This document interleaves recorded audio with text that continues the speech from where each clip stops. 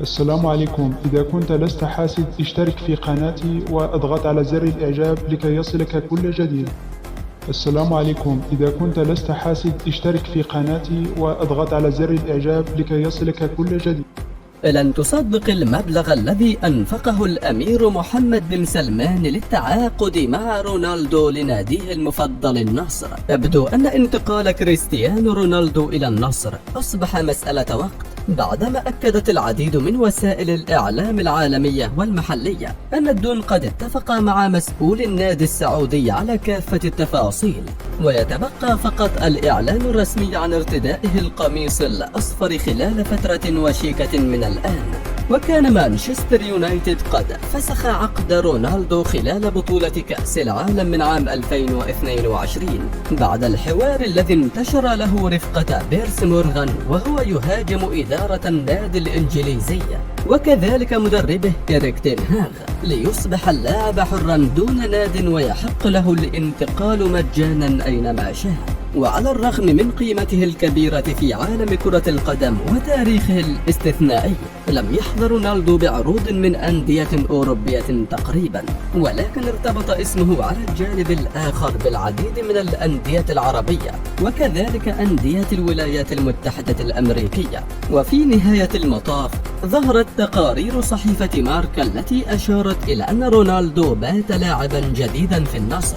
فما هي القصة؟ وكم سيبلغ راتبه الذي وصف بالأسطورية؟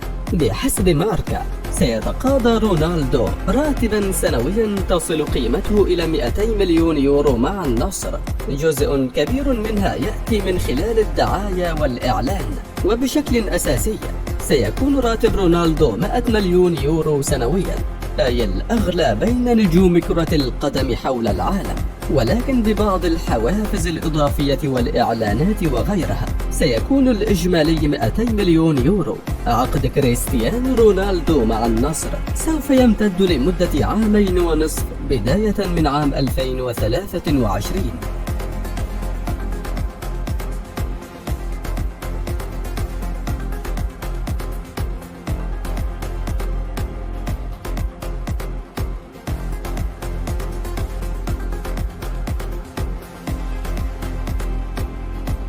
لكنه سيطول إجمالا ليصل إلى عام 2030 بحسب تقرير ماركا، فإن رونالدو سيبقى في السعودية بعد عام 2025 حيث سيكون سفيرا لملف ترشح السعودية ومصر واليونان لاستقبال كأس العالم عام 2030.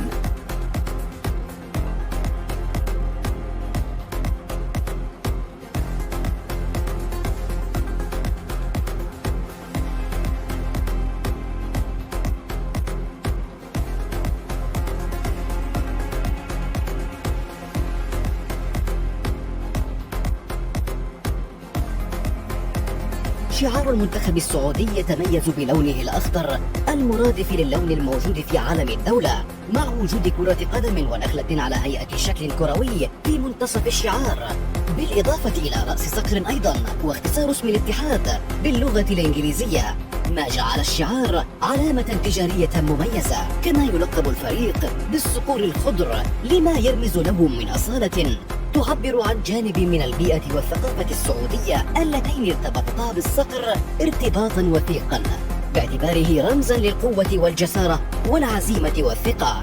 ويعرف أيضا بالأخضر نسبة إلى علم المملكة. أول مباراة دولية وأكبر فوز وخسارة.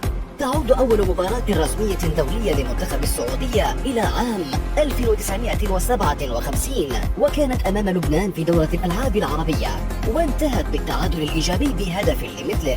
أما أكبر نتيجة فوز على الإطلاق حققها الصقور الخضر فكانت في عام 2015 عندما فاز ب10-0 على منتخب تيمور الشرقية خلال التصفيات الآسيوية المؤهلة لكأس العالم 2018، فيما جاءت أكبر خسارة تعرضت لها السعودية أمام منتخب مصر في عام 1961 خلال دورة الألعاب العربية بنتيجة 13-0.